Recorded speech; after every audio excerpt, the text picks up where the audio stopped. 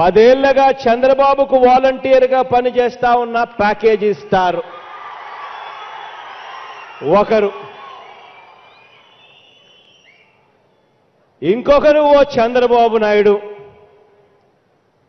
ఇక ఇంకొకరు ఈనాడు, ఇంకొకరు ఆంధ్రజ్యోతి, ఇంకొకరు TV5. ఒక గజ దొంగల ముఠ. మన వాలంటీర్లు అమ్మాయిలను లోబర్చుకున్నారా లేక ఈ బాబు గారి వాలంటీర్ ఈ దత్తపుత్రుడు ఇదే కార్యక్రమంగా పెట్టుకొని అమ్మాయిలను లోబర్చుకొని వారిని పెళ్లి చేసుకోవడం, 4 ఏళ్లు కాపురం చేయడం, మళ్ళీ వదిలేయడం, మళ్ళీ ఇంకొకరిని పెళ్లి చేసుకోవడం, మళ్ళీ వదిలేయటం, ఆ తర్వాత మళ్ళీ పెళ్లి, మళ్ళీ వదిలేయటం,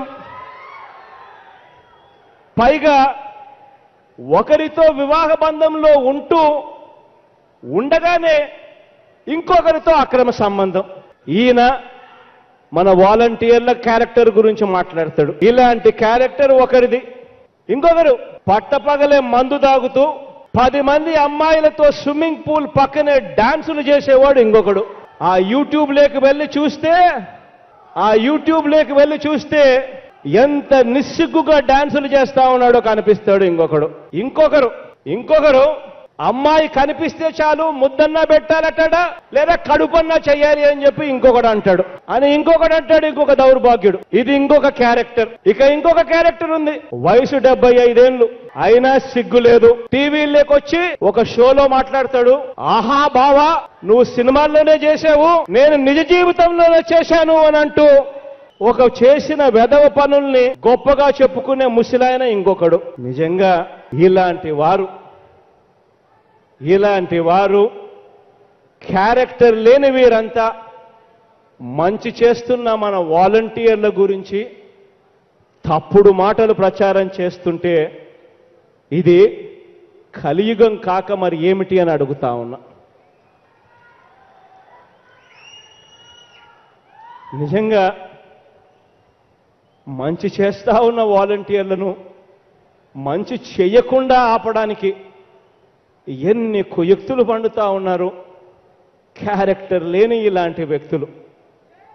నిజంగా ఇలాంటి వారు మెదడు తెరిచి చూస్తే వీరి మెదడులో అన్ని పురుగులే కనిపిస్తాయి.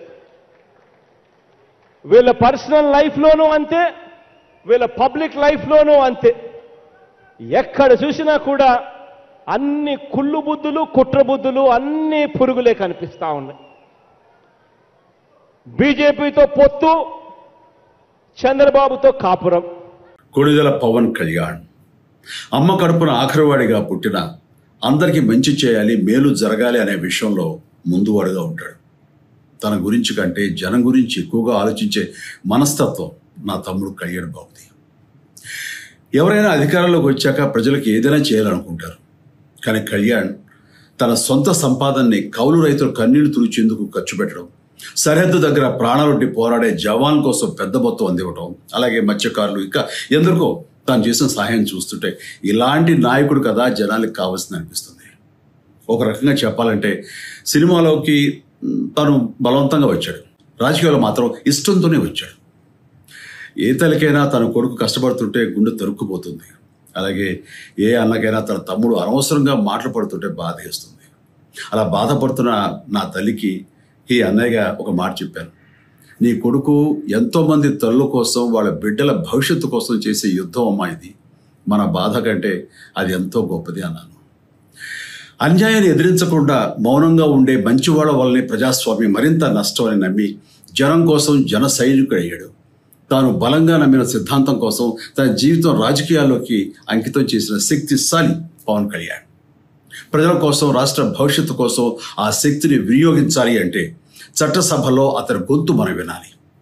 జనమే జయమును నమ్మే జనసేనాని ఏమి చేయగలడో చూడాలంటే మీరు పిఠాపురం ప్రజలు కళ్యాణ్ని గెలిపించాలి. మీకు సేవకుడుగా, సైనికుడుగా అండగా నిలబడతాడు. మీకోసం ఏమైనా సరే కలబడతాడు. మీ కల నిజం చేస్తాడు. పిఠాపురం వాస్తవ్యులకు మీ చిరంజీవి విన్నపం. గాజు గ్లాసు గుర్తుకి మీ ఓటు వేసి పవన్ కళ్యాణ్ని గెలిపించండి. జై హింద్.